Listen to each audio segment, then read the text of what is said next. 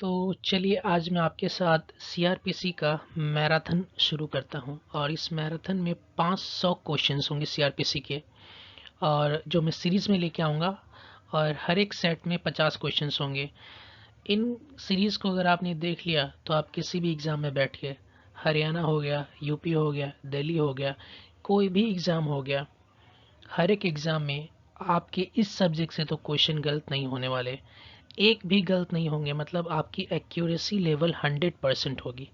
ठीक है, तो टाइम वेस्ट नहीं करते हैं और चलिए डिस्कस करते हैं, देखते हैं कि क्या प्रोविज़न है, कैसा प्रोविज़न है।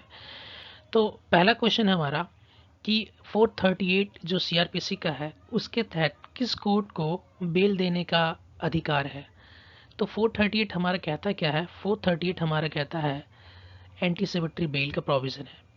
तो एंटीसिपेटरी बेल में हमारे दो कोर्ट के पास जो है पावर है कि वो आपको बेल ग्रांट कर सकता है। एक है कोर्ट ऑफ सेशन और दूसरा है हाई कोर्ट। तो उस अकॉर्डिंग हमारा आंसर जो है वो ऑप्शन डी हो जाएगा, हाई कोर्ट और court of session. Question number दूसरे को देखते हैं। क्वेश्चन नंबर दूसरा में पूछा गया है कि अगर किसी भी ऑफेंस का अगर कंपाउंडिंग हो जाता है तो उसका कॉन्सिक्वेंसेस, उसका रिजल्ट क्या होता है। तो अगर किसी भी ऑफेंस को आप कंपाउंड कर लेते हैं, कंपाउंडिंग कहाँ दिया हुआ है, ये सेक्शन 320 में दिया है, 320 में दिया हुआ है। तो किसी भी ऑफेंस को जो कंपाउंडेबल है, जो कि दिखाया गया 320 में कंपाउंडेबल है, अगर उसको कंपाउंड कर लेते हैं तो उसका रिजल्ट होता है एक्विटल। तो इस अकॉर्डिंग हमारा option A acquittal of the accused सही हो जाएगा। क्वेश्चन नंबर थर्ड को देखते हैं। अब ये कह रहा है कि the period of limitation for taking cognizance of an offence punishable for more than 3 years। अब ये कह रहा है कि मान लीजिए कि अगर कोई ऐसा ऑफेंस है, कोई ऐसा गुनाह है जिसमें सज़ा 3 साल से ज़्यादा का है, तो उस केस में पीरियड ऑफ लिमिटेशन क्या होगा, जिस पीरियड ऑफ लिमिटेशन में कोर्ट उस ऑफेंस का संज्ञान लेगी, कॉग्निजेंस लेगी। तो देखिए अगर ऐसा कुछ है तो इस केस में जहाँ पे हमारा 3 साल से ज़्यादा का ऑफेंस होता है, पनिशेबल होता है ऑफेंस, तो उस केस में उसकी कोई पीरियड ऑफ लिमिटेशन नहीं होती है। तो उस अकॉर्डिंग हमारा ऑप्शन जो है डी सही हो जाएगा, no period of limitation is prescribed. तो देखिए इसका प्रोविज़न आप ध्यान से देखिए, ये आपको दिया हुआ है 468 में।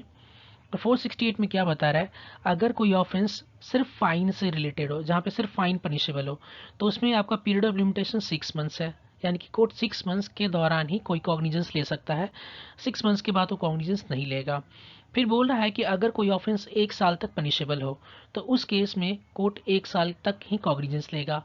और अगर कोई ऑफेंस 1 साल से ज़्यादा लेकिन 3 साल तक पनिशेबल हो तो उस केस में पीरियड ऑफ लिमिटेशन हो जाता है 3 years। और ऐसा कोई भी ऑफेंस जहाँ पे पनिशमेंट 3 साल से ज़्यादा का हो तो कोई पीरियड ऑफ लिमिटेशन प्रिस्क्राइब नहीं है, आप कभी भी केस फाइल कर सकते हैं और कोर्ट उस ऑफेंस का कभी भी कॉग्निजेंस ले सकता है। ठीक है, आगे चलते हैं। तो क्वेश्चन नंबर हम देखते हैं, क्वेश्चन नंबर फोर्थ को। क्वेश्चन नंबर फोर्थ में ये कहा गया है कि अगर कोई कॉग्निजेबल केस है तो उस कॉग्निजेबल केस में पुलिस ऑफिसर की क्या पावर होगी। तो कॉग्निजेबल केस ये हमारे कहाँ पे डिफाइन किया गया है, ये कॉग्निजेबल ऑफेंस हमारा डिफाइन किया है 2C। तो जब 2C को आप पढ़ेंगे तो आपको समझ में आएगा कि अगर कोई कॉग्निजेबल ऑफेंस है तो उस केस में पुलिस ऑफिसर के पास investigation without warrant and arrest without warrant दोनों का पावर होता है। तो उस अकॉर्डिंग हमारा ऑप्शन सी हो जाएगा, investigate including power to arrest without warrant. Question number fifth को देखते हैं।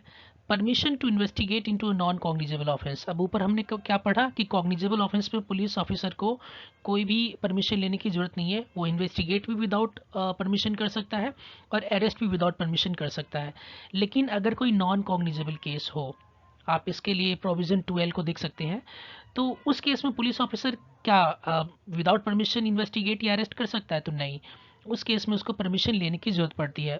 तो वो परमिशन कौन देता है, तो वो परमिशन देगा magistrate having jurisdiction to try the case. तो उस अकॉर्डिंग हमारा ऑप्शन जो है सी करेक्ट हो जाएगा। अगले क्वेश्चन को देखते हैं। क्वेश्चन नंबर 6 कहता है कि इनमें से क्या ट्रू नहीं है।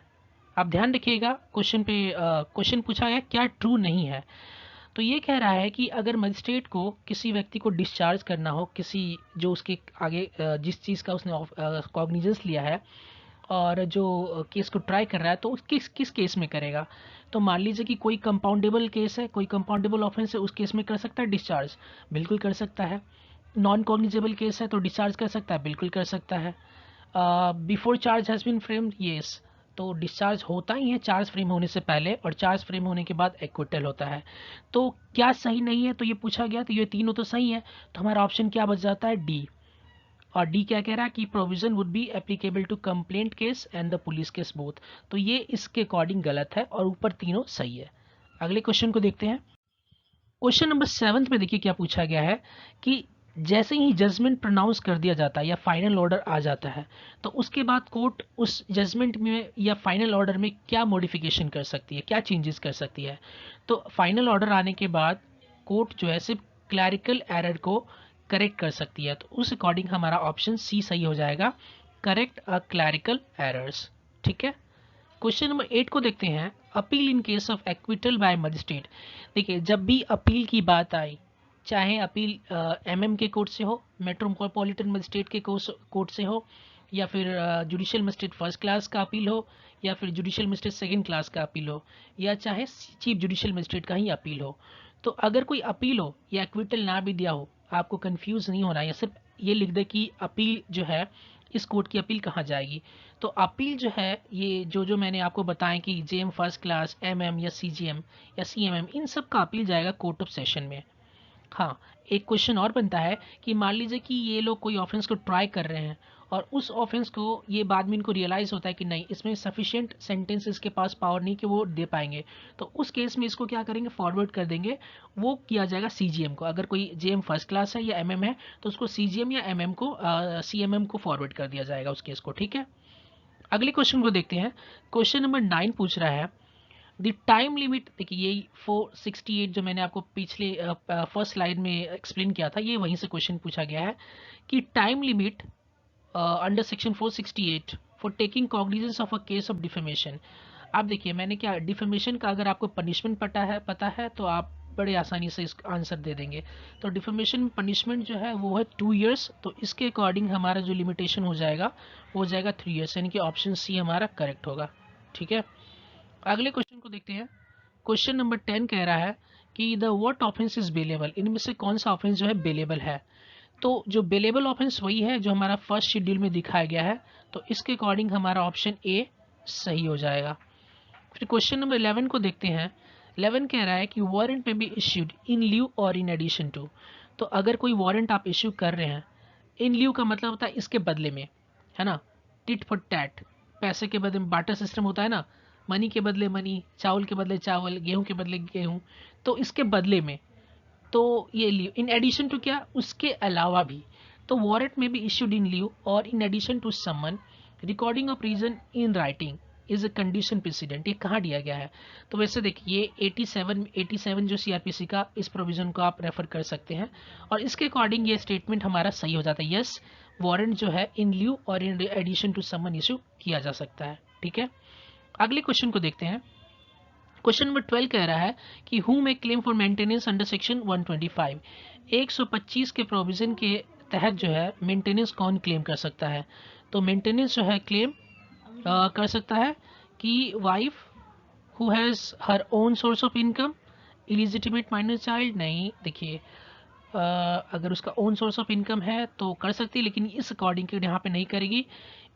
स्टेप्सन डॉटर नहीं करेगी, ब्रदर एंड सिस्टर नहीं करेंगे, तो इसका हमारा करेक्ट ऑप्शन हो जाएगा option B, that is illegitimate minor child जो है ये मेंटेनेंस 125 के प्रोविजन के तहत ये कर सकता है। ठीक है, अगले क्वेश्चन को देख। अच्छा, तो अब क्वेश्चन नंबर 14 को देखते हैं। क्वेश्चन नंबर 14 में ये पूछा गया है कि जो कन्फेशनल स्टेटमेंट है 164 के तहत, ये कौन रिकॉर्ड करता है।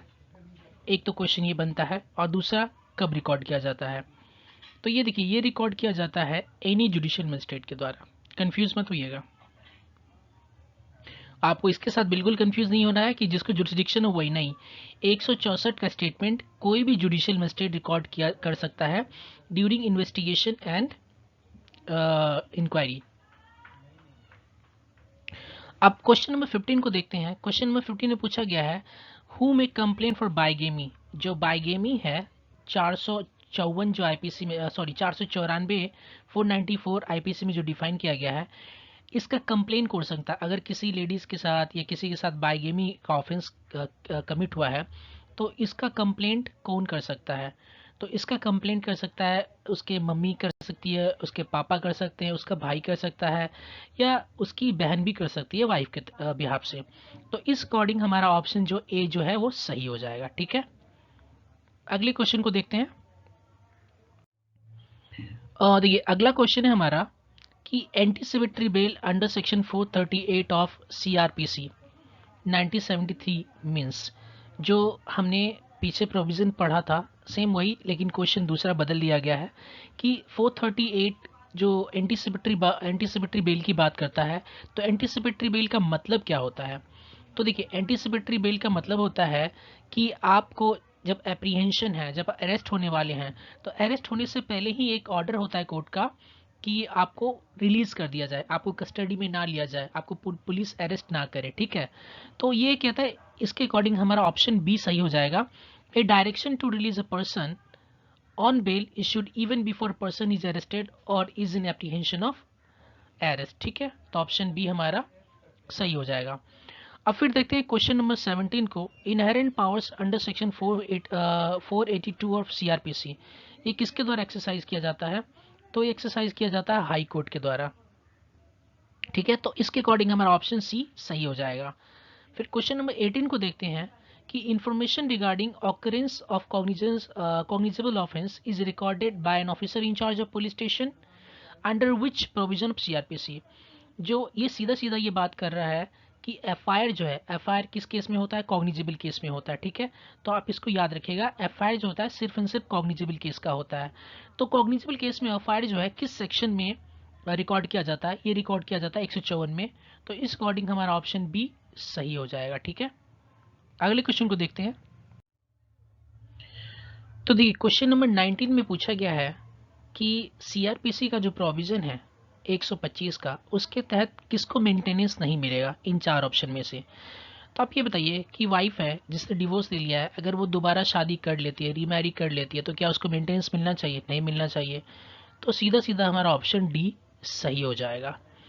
फिर ये पूछ रहा है कि court of magistrate the first class यानी जुडिशियल मजिस्ट्रेट फर्स्ट क्लास का क्या पावर है? आप इसके लिए सेक्शन जो है 29 को आप रेफर कर सकते हैं। उसमें आपको JM first class, second class सब का प्रोविज़न मिल जाएगा कि किसकी क्या कैपेसिटी, कितना पनिशमेंट है, कितना फाइन इम्पोज कर सकते हैं। तो JM first class, judicial magistrate first class का जो पावर है वो 3 ईयर्स तक आपको इम्प्रिजमेंट अवार्ड कर सकते हैं और मैक्सिमम 10,000 रुपीज़ तक फाइन इम्पोज कर सकते हैं वो। ठीक है, या बहुत। तो ये इसके अकॉर्डिंग हमारा ऑप्शन जो है ए सही हो जाएगा, नॉट एक्सीडिंग 3 ईयर्स और a fine not exceeding 10,000 rupees. ठीक है, क्वेश्चन नंबर 21 को देखते हैं, 21वां। अब ये कह रहा है कि offence of voluntary causing grievous hurt, जो 326 का जो प्रोविजन है कि offences of voluntary causing grievous hurt by dangerous weapons or means, तो ये जो ऑफेंस है 326 का, तो ये बताइए ये कंपाउंडेबल है, नॉन कंपाउंडेबल है, या compoundable with the permission of court है? ये आप बताइए। चलिए, क्या आप क्या बताएंगे, मैं ही बता देता हूँ। ये है आपका नॉन कंपाउंडेबल, तो इसके अकॉर्डिंग हमारा ऑप्शन जो है बी सही हो जाएगा। अगले क्वेश्चन को देखते हैं। देखिए क्वेश्चन नंबर 22वां, ये पूछ रहा है an inquest report must contain. अच्छा, एक क्वेश्चन तो यहाँ से ये बनता है कि इंक्वेस्ट रिपोर्ट तैयार कौन करता है? चलिए कमेंट बॉक्स में आंसर कीजिए। चलिए, क्या आप आंसर कहेंगे, मैं ही बता देता हूँ। देखिए इंक्वेस्ट रिपोर्ट जो तैयार किया जाता है वो तैयार किया जाता है आपका ये एग्जीक्यूटिव मजिस्ट्रेट के द्वारा। ठीक है, ये एग्जीक्यूटिव मजिस्ट्रेट तैयार करता है इंक्वेस्ट रिपोर्ट। तो यहाँ पे लेकिन हमारा वो सवाल नहीं है, हमारा सवाल पूछा है कि इंक्वेस्ट रिपोर्ट में क्या होना चाहिए। तो इंक्वेस्ट रिपोर्ट में एपरेंट कॉज ऑफ डेथ होना बहुत ज़रूरी है। तो ये जो हमारा ऑप्शन बी इसके अकॉर्डिंग सही हो जाएगा, the apparent cause of death. ठीक है, और ये कहाँ पे दिया हुआ है? ये आप प्रोविज़न रेफर कर सकते हैं 174 टू 176 के प्रोविज़न में है। तो 175 में तो वैसे इनका इन्वेस्टिगेशन के लिए जो पुलिस ऑफिसर इंक्वायरी वगैरह करता है वो दिया हुआ है। तो मेनली 174 एंड 176 को आप टुगेदर रीड कीजिएगा। फिर आप देखिए क्वेश्चन नंबर 23 को देखते हैं। 23 में ये पूछा गया है कि अगर कोई मजिस्ट्रेट किसी कंप्लेंट केस को सुन रहा है और उस समय उसको लगता है कि जो ऑफेंस जो है exclusively tribal by court of session है, तो वो क्या करेगा? ये 202 का प्रोविज़न है। तो उस केस में वो क्या करेगा? वो कंप्लेनेंट को बोलेगा अपने सारे विटनेसेस को लेके आओ और उनको ओथ पे एग्जामिन करेगा। तो इस अकॉर्डिंग हमारा ऑप्शन जो है सी सही हो जाएगा। अब क्वेश्चन नंबर 24 में पूछा गया है कि अगर कोई डेथ सेंटेंस है उसको कंफर्म करना है। ये तो पता है ना आपको कि सेशन कोर्ट डेथ सेंटेंस भी दे सकता है, लेकिन subject to the confirmation by high court, उसको हाई कोर्ट के द्वारा कंफर्म करवाना पड़ेगा। तो अगर कोई सेशन कोर्ट ने डेथ सेंटेंस पास किया है, उसको हाई कोर्ट को फॉरवर्ड कर दिया है, तो 366 में हाई कोर्ट उसको कंफर्म करता है। तो उस केस में जो मिनिमम नंबर ऑफ जजेस होंगे जो उसको कंफर्म करेंगे डेथ सेंटेंस को, वो क्या होंगे? तो मिनिमम नंबर जो होगा वो होगा 2। तो इसके अकॉर्डिंग हमारा ऑप्शन बी सही हो जाएगा। अब देखिए क्वेश्चन नंबर 25 को देखते हैं। एन इरेगुलरिटी बाय मजिस्ट्रेट इन विच, अब इसमें ये पूछ रहा है कि मान लीजिए कि मजिस्ट्रेट कोई भी कृत्य कर रहा है, मतलब कोई भी कॉग्निजेंस ले रहा है, किसी केस को ट्राई कर रहा है, उस केस में ऐसा वो क्या करता है या क्या करेगा जिससे कि ट्रायल जो है विशिएट नहीं होगा, पूरी प्रोसीडिंग जो है विशिएट नहीं होगी। तो making in order of maintenance, अगर कोई इम्पावर्ड नहीं है, अगर मान लीजिए कि इसमें आप 125 के प्रोविजन को देखेंगे तो जुडिशियल मजिस्ट्रेट फर्स्ट क्लास ही इसमें ऑर्डर कर सकता है। अब मान लीजिए कि सेकेंड क्लास कर दिया तो क्या ऑर्डर विशिएट नहीं होगा? होगा। तो ये तो हो नहीं सकता। Demanding security for good behaviour, ये आपका दिया हुआ एग्जीक्यूटिव मजिस्ट्रेट का पावर, ये जुडिशियल मजिस्ट्रेट कर देता है तो क्या विशिएट नहीं होगा? प्रोसीडिंग होगा। तो ये भी नहीं होगा। तो tendering pardon to an accomplice 306 में, तो अगर ये बोला कि चलो ठीक है, इसको ये 306 का प्रोविजन है, 306, 7, 8 एक साथ आप पढ़िएगा। और फिर trying an offence समरली, summary trial 260 से लेकर 265 का प्रोविजन है, उसमें भी दिया हुआ है कौन कौन से ट्राई कर सकते हैं। तो इस केस में भी ये प्रोसीडिंग विजिट कर जाएगा। तो हमारा ऑप्शन बचता क्या है? ऑप्शन बचता है सी। क्या? ये tendering pardon to an accomplice, यानी कि जो मजिस्ट्रेट इम्पावर्ड नहीं भी है, अगर वो टेंडर पार्डन कर भी देता है तो वो प्रोसीडिंग्स को विशिएट नहीं करेगा। ठीक है, तो हमारा ऑप्शन सी सही हो जाएगा। अब क्वेश्चन नंबर 26 को देखते हैं। इसमें ये पूछा गया है कि हमारा सेक्शन 144 जो सीआरपीसी के है, इसकी कॉन्स्टिट्यूशनैलिटी को चैलेंज किया गया था और उसको कॉन्स्टिट्यूशनली वैलिड कहा गया था। ये किस केस में कहा गया था? कोई दे सकता है जवाब? चलिए मैं ही बताता हूँ। ये कहा गया था Ghulam Abbas versus state of UP AIR 1981 में। ठीक है, तो इस अकॉर्डिंग हमारा ऑप्शन सी सही हो जाएगा। फिर क्वेश्चन नंबर 27 को देखते हैं। ये पूछा गया कि classification of compoundable and non compoundable offences ये कहाँ दिया गया है? इस शेड्यूल में दिया गया या किसी सेक्शन में दिया गया? बहुत कंफ्यूज होते हैं बच्चे, कभी शेड्यूल मारते हैं, कभी सेक्शन मारते हैं, पता नहीं क्या क्या करते रहते हैं। तो एनी हाउ इस चलिए मैं देता हूँ जवाब इसका। ये दिया है कंपाउंडिंग एंड नॉन कंपाउंडिंग का प्रोविजन हमारे सेक्शन 320 में। इस अकॉर्डिंग हमारा ऑप्शन डी सही हो जाएगा। अगले क्वेश्चन को देखते हैं। क्वेश्चन नंबर 28 को देखते हैं। इसमें ये अच्छा क्वेश्चन है। जो क्रिमिनल लॉ अमेंडमेंट एक्ट है, एक्ट नंबर 25 ऑफ 2005, ये इसको प्रेसिडेंट का एसेंट कब मिला? क्या कोई जवाब दे सकता है? इसको प्रेसिडेंट का एसेंट कब मिला? चलिए मैं ही दे देता हूँ, आप क्या देंगे? 23 जून 2005। तो इसका ऑप्शन बी हमारा सही हो जाएगा। ठीक है, क्वेश्चन नंबर 29 को देखते हैं। विच provision of CrPC prescribes mode of execution of death sentence?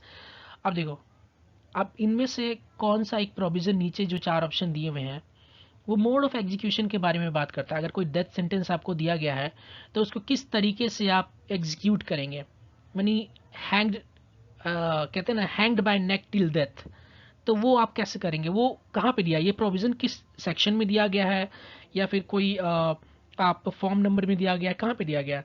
तो ये हमारा, ये बहुत अच्छा क्वेश्चन है। ये हमारा फॉर्म नंबर 42 में दिया गया है, सेकेंड शेड्यूल के। ठीक है, तो इसके अकॉर्डिंग हमारा ऑप्शन बी सही हो जाएगा। क्वेश्चन नंबर 30वां को देखते हैं। ये पूछा गया है कि हाई कोर्ट जो है, जो सेम पिछला क्वेश्चन कुछ और था, लेकिन यहाँ पे थोड़ा सा इसको ट्विस्ट कर दिया गया है कि वही अगर court of session death sentence pass करता है तो उसको कंफर्म करवाना पड़ता है हाई कोर्ट के द्वारा। तो हाई कोर्ट किसी भी डेथ सेंटेंस को सीआरपीसी के किस प्रोविजन के तहत कंफर्म करता है? तो ये हमारा ऑप्शन ए सही हो जाएगा। Option A, that is 366। इसमें हाई कोर्ट डेथ सेंटेंस को कंफर्म करता है जो कि कोर्ट ऑफ सेशन के द्वारा पास किया जाता है। ठीक है, अगले क्वेश्चन को देखते हैं। देखिए क्वेश्चन नंबर 31, इसमें पूछ रहा है the appeal against an order of acquittal. अगर फिर देखिए, अगर आप बहुत अटेंटिव रहे होंगे तो पीछे मैंने बहुत अच्छी तरह से एक्सप्लेन किया था कि जो अपील है against an order of acquittal, किसी का भी हो, अगर वो जुडिशियल मजिस्ट्रेट फर्स्ट क्लास का हो, चीफ जुडिशियल मजिस्ट्रेट का हो, सीएमएम का हो, है ना, चीफ मेट्रोपॉलिटन मजिस्ट्रेट का हो, सेकंड क्लास का हो, फर्स्ट क्लास का हो, किसी का भी हो, अगर ये लोअर रैंक के हैं तो उसका अपील एक ही जगह जाता है, कोर्ट ऑफ सेशन में। ठीक है, अब यहाँ पे आपको कन्विक्शन, एक्विटल कुछ भी ऐड करके ये कंफ्यूज कर सकता है, बस अपील याद रखिएगा कि जो लोअर डिविजन्स वाले जजेस होते हैं उनका अपील जाएगा कोर्ट ऑफ सेशन में। ठीक है, तो इसके अकॉर्डिंग हमारा ऑप्शन बी सही हो जाएगा। अब क्वेश्चन नंबर 32 को देखते हैं। अब ये पूछा गया है कि कौन सा सेक्शन सीआरपीसी का जो है जिसके तहत legal aid, free legal aid provide किया जाता है, तो सीआरपीसी का सेक्शन हमारा 304, तो इसके अकॉर्डिंग हमारा ऑप्शन सी सही हो जाएगा। फिर अगले क्वेश्चन को देखते हैं। अगले क्वेश्चन में पूछा गया है कि किस केस में ये कहा गया था कि अगर किसी हस्बैंड की पहली वाइफ है और वो जिंदा है तो दूसरी वाइफ जो है ना वो मेंटेनेंस क्लेम नहीं कर सकती है। ठीक है, second wife can not claim maintenance during the subsistence of first wife, जब तक फर्स्ट वाइफ जिंदा है सेकेंड वाइफ मेंटेनेंस क्लेम नहीं कर सकती है। ठीक है, तो ये किस केस में कहा गया था, कोई जवाब बता सकता है? चलिए मैं बता देता हूँ आपको। ये कहा गया था Khemchand Om Prakash versus state of Gujarat, तो इसके अकॉर्डिंग हमारा ऑप्शन सी सही हो जाएगा। ठीक है, ये सारे मोस्ट इंपॉर्टेंट क्वेश्चन है, आप ट्रस्ट कीजिए, आप किसी भी एग्जाम में बैठिए, यहाँ से ज़्यादातर क्वेश्चन आपको देखने को मिलेंगे। अब क्वेश्चन नंबर 34 को देखते हैं। द प्रोविजन जो है कि द प्रोविजन प्रूविंग, आप देखिए बहुत शानदार सवाल पूछा है कि ये पूछा गया है कि अगर आपको प्रीवियस कन्विक्शन प्रूव करना हो, बहुत सिंपलीफाई कर देता है इसको, तो किस सेक्शन के तहत आप करेंगे? प्रीवियस कन्विक्शन आपको अगर प्रूव करना हो तो सीआरपीसी के किस प्रोविजन के तहत करेंगे? तो वो आप करेंगे सेक्शन 298। ठीक है, इसके तहत, तो इसके अकॉर्डिंग हमारा ऑप्शन क्या हो जाएगा? सी सही हो जाएगा। अब क्वेश्चन नंबर 35 को देखते हैं। अब ये कह रहा है कि मान लीजिए कि कोई ब्रिटिश सिटीजन है, कोई ऑफेंस करता है किसी भी एयरक्राफ्ट पे, लेकिन वो एयरक्राफ्ट इंडिया में रजिस्टर्ड है, तो उस अकॉर्डिंग आप उसको किस आईपीसी की किस प्रोविजन, सीआरपीसी की किस प्रोविजन के तहत आप उसको ट्राई करेंगे? ठीक है, डील करेंगे उस ऑफेंस से। तो ये हमारा होगा ऑप्शन ए, सेक्शन 188 यानी कि 188। ऑलराइट, आप इसको देख सकते हैं। फिर क्वेश्चन नंबर 36 को देखते हैं। द कोर्ट में अल्टर द चार्ज। अब बताइए, कोर्ट जो है अल्टरेशन ऑफ चार्ज पढ़े ना आपको, सेक्शन 216 है, शायद आप देख सकते हैं सीआरपीसी का, तो 216 में अल्टरेशन, एडिशंस, मॉडिफिकेशंस ये सब वगैरह दिया हुआ है। तो ये कोर्ट कब कर सकता है? तो ये बोलता है कि before the judgment is pronounced, यानी कि जजमेंट प्रोनाउंस्ड करने से पहले कोर्ट जो है चार्ज को अल्टर कर सकता है, और जजमेंट प्रोनाउंस करने के बाद क्या कर सकता है? क्लैरिकल एरर्स को वो करेक्ट कर सकता है। तो ये भी क्वेश्चन हमने पिछले स्लाइड में ऑलरेडी देखा है और डिस्कस किया है, अच्छे से समझा हमने इस चीज़ को। अगले क्वेश्चन को देखते हैं। देखिए अगला क्वेश्चन हमारा क्वेश्चन में 37 पूछा गया है कि जो सीआरपीसी का कौन सा सेक्शन ये बताता है कि जो मजिस्ट्रेट है वो conditional order for removal of nuisance pass कर सकता है? तो देखिए यहाँ से कितने सारे सवाल बनेंगे। सबसे पहले ये एग्जीक्यूटिव ऑर्डर होता है, ठीक है, रिमूवल ऑफ न्यूसेंस, और ये सेक्शन 133 के ऊपर बेस्ड है, तो इसके अकॉर्डिंग हमारा ऑप्शन सी सही हो जाएगा। और ये ऑर्डर कौन पास करता है? ये एग्जीक्यूटिव मजिस्ट्रेट, एसडीएम, आपका डीएम या एनी एग्जीक्यूटिव मजिस्ट्रेट, तो ये उसके द्वारा पास किया जाता है। ठीक है, तो 133 हमारा सही हो जाएगा, ऑप्शन सी। क्वेश्चन नंबर 38 को देखते हैं। ये पूछ रहा है कि कोई माइनर है, 125 के तहत वो मेंटेनेंस क्लेम कर रहा है, किससे? अपने फादर से, जो कि यूएसए में है। तो ये ऐसा ही डायरेक्शन दिया गया था कोर्ट के द्वारा कि उसके पापा जो है यूएसए में सेटल हो गए हैं। ठीक है, तो इंडियन एम्बेसी के थोड़ा मेंटेनेंस को दिलाया गया था, और ये सुप्रीम कोर्ट का बहुत ही हाईलाइटेड और बहुत ही लैंडमार्क जजमेंट था। तो ये किस केस में इस प्रोविज़न को डिस्कस किया गया था? तो ये डिस्कस किया गया था, कोई बता सकता है? चलिए मैं बताता हूँ। पियाल वर्सेस प्रदीप कुमार कंबोज 2000 का केस था, तो ऑप्शन ए हमारा सही हो जाएगा। ठीक है, अब देखिए बहुत ही सिंपल क्वेश्चन है। क्वेश्चन नंबर 39 ये पूछ रहा है कि 482 क्या होता है? तो 482 होता है inherent power of high court. मैंने तो आंसर ही दे दिया आपको। एनी तो इसके अकॉर्डिंग हमारा ऑप्शन डी सही हो जाएगा कि 482 में हाई कोर्ट जो अपना इनहेरेंट पावर एक्सरसाइज करता है। आप देखिए अगले क्वेश्चन को देखते हैं। क्वेश्चन नंबर 40 कह रहा है कि for every distinct offence which any person is accused there shall be a separate charge. अब ये क्या कह रहा है कि जितने भी ऑफेंस होंगे हर एक ऑफेंस का अलग अलग चार्ज होगा, लेकिन सीआरपीसी में इसकी एक्सेप्शन भी है, मतलब कि 2 या 2 से ज़्यादा ऑफेंस एक साथ भी चार्ज किए जा सकते हैं। तो वो कहाँ पे दिया हुआ है? वैसे रूल ये है, ये जनरल रूल है कि जितने भी ऑफेंस होंगे, अगर थेफ्ट है तो उसका एक अलग चार्ज होगा, रॉबरी है तो उसका एक अलग चार्ज फ्रेम किया जाएगा, मर्डर है तो उसका एक अलग चार्ज फ्रेम किया जाएगा। मतलब जितनी भी, अगर जजमेंट राइटिंग आपने पढ़ा होगा तो उसमें बाकायदा आपने ये सीखा होगा कि हर एक एवरी ऑफेंस जो है ना उसके अलग अलग चार्ज हम फ्रेम करते हैं ना, हर एक ऑफेंस का अलग अलग चार्ज फ्रेम किया जाता है मजिस्ट्रेट के द्वारा। लेकिन कुछ एक्सेप्शन है जिस केस में एक से ज़्यादा या 2 से ज़्यादा ऑफेंसेस के चार्ज एक साथ हम फ्रेम कर लेते हैं। तो ये कौन सा सेक्शन है? तो ये हमारा दिया गया 219, 220, 221 एंड 223। तो इस अकॉर्डिंग हमारा ऑप्शन डी सही होगा। ठीक है, क्वेश्चन नंबर 41 को देखते हैं। देखिए इसमें यह पूछा गया है कि 144 की कॉन्स्टिट्यूशनैलिटी को चैलेंज किया गया था और इसको कॉन्स्टिट्यूशनली वैलिड कहा गया था सुप्रीम कोर्ट के द्वारा। वो किस केस में कहा गया था? बहुत हाईलाइटेड केस है, कोई बता सकता है? देखिए ये कहा गया था मधु लिमाया वर्सेस एसडीएम मुंगेर की केस में। तो इसके अकॉर्डिंग हमारा ऑप्शन ए सही होगा। ठीक है, अब क्वेश्चन नंबर 42 को देखते हैं। 42वां क्वेश्चन ये कह रहा है कि इनमें से 125 जो क्या है, प्रोविजन फॉर मेंटेनेंस है, तो इसके तहत कौन इंटाइटल नहीं है मेंटेनेंस क्लेम करने के लिए? तो इसके लिए कौन इंटाइटल नहीं है? क्या इलेजिटिमेट माइनर चाइल्ड है? ये तो है। डिवोर्स्ड वाइफ है, फादर है यूटेराइन ब्रदर, ये नहीं है। तो हमारा ऑप्शन डी जो है ये सही हो जाएगा। ठीक है, अगले क्वेश्चन को देखते हैं। देखिए क्वेश्चन नंबर 43 ये क्या कह रहा है कि the case of Dina versus union of India, ये बहुत इंपॉर्टेंट केस है, कई बार रिपीट हो चुका है एग्जाम में। बताइए कोई आंसर दीजिए इसका कि ये किससे रिलेटेड है? दीना वर्सेस यूनियन ऑफ इंडिया का केस जो है ये किस केस से रिलेटेड है? देखिए ये रिलेटेड है hanging as mode of execution.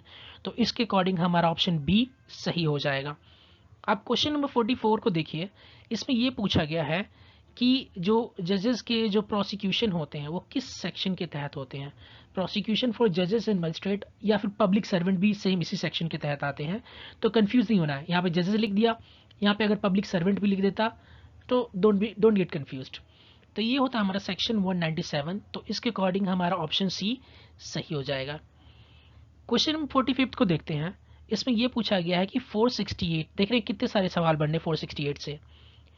अब ये बता रहा है कि no court shall take cognizance of an offence punishable with imprisonment for a term exceeding 1 year. तो मैंने क्या बताया था कि जहाँ पे पनिशमेंट किसी ऑफेंस का 1 साल है तो लिमिटेशन भी उसका 1 साल ही होगा। तो हमारा ऑप्शन सही क्या होगा? After the expiry of 1 year, यानी कि 1 साल के बाद उस ऑफेंस का कोर्ट कॉग्निजेंस नहीं लेगा। ठीक है, अगले क्वेश्चन को देखते हैं। क्वेश्चन नंबर 46 कह रहा है any statement made by any person to a police officer under section 162। देखिए पुलिस ऑफिसर आपका एग्जामिनेशन करता है 161 के तहत।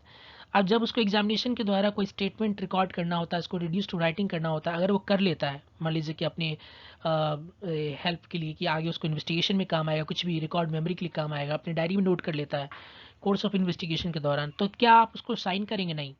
कह रहा है may not be signed by the person making it. जो स्टेटमेंट दे रहा है अगर उसको रिड्यूस कर लिया गया तो उसको साइन करने की जरूरत नहीं है। तो इसके अकॉर्डिंग हमारा ऑप्शन बी सही हो जाएगा। अब क्वेश्चन नंबर 47 को देखिए। ये बता रहा है कि फर्स्ट इन्फॉर्मेशन रिपोर्ट जो होता है, यानी कि FIR शॉर्ट फॉर्म में कहते हैं हम इसको, जो 154 के तहत रिकॉर्ड किया जाता है, ये किस ऑफेंस से रिलेटेड है?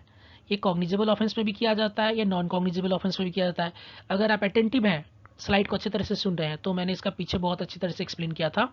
तो ये किया जाता है आपका सिर्फ कॉग्निजेबल केस में। तो हमारा ऑप्शन बी सही हो जाएगा। ठीक है, अब क्वेश्चन नंबर 48 को देखते हैं। क्वेश्चन 48 में पूछ रहा है कि CRPC के किस सेक्शन के तहत, किस प्रोविजन के तहत जो है ये सेशन कोर्ट बात कर रहा है। सेशन कोर्ट जो है क्या एक्सरसाइज करता है? Power of appeal from conviction. तो ये किस सेक्शन में दिया है? ये दिया गया आपको सेक्शन 374 में। तो इस अकॉर्डिंग हमारा ऑप्शन सी सही हो जाएगा। ठीक है, चलिए अगले क्वेश्चन को देखते हैं। अगले क्वेश्चन में ये दिया गया है कि जो देखिए CRPC के किस प्रोविजन में अटैचमेंट ऑफ प्रॉपर्टी का प्रोविजन दिया गया है। तो ये दिया गया है अटैचमेंट ऑफ प्रॉपर्टी का प्रोविजन 83 में, तो इसके अकॉर्डिंग हमारा ऑप्शन ए सही हो जाएगा। 82 क्या है, देखिए यहाँ पे उसको एक प्रोक्लेमेशन इशू करेगा, नहीं आता है तो उसकी प्रॉपर्टी को यहाँ पे अटैच कर देता है। 84 में क्लेम्स टू ऑब्जेक्शंस वगैरह हैं, और 85 में क्या कर सकता है कि उसके release, sale, restoration of attached property, और इसका लास्ट प्रोविजन जो 86 में है वो अपील जो है, अगर आपका एप्लीकेशन रिजेक्ट कर जाता है तो वहाँ पे अपील का प्रोविजन है। ठीक है, अब देखिए क्वेश्चन नंबर 50 को देखते हैं।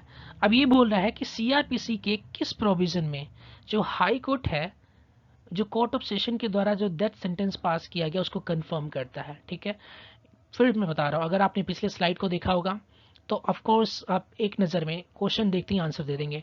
तो ये कंफर्म किया जाता है सेक्शन 366 में, इसके अकॉर्डिंग हमारा ऑप्शन बी सही हो जाएगा। तो ये आज की वीडियो का जो मैराथन सीरीज़ मैंने स्टार्ट किया है, इस सीरीज़ का ये फर्स्ट 50 वीडियो है।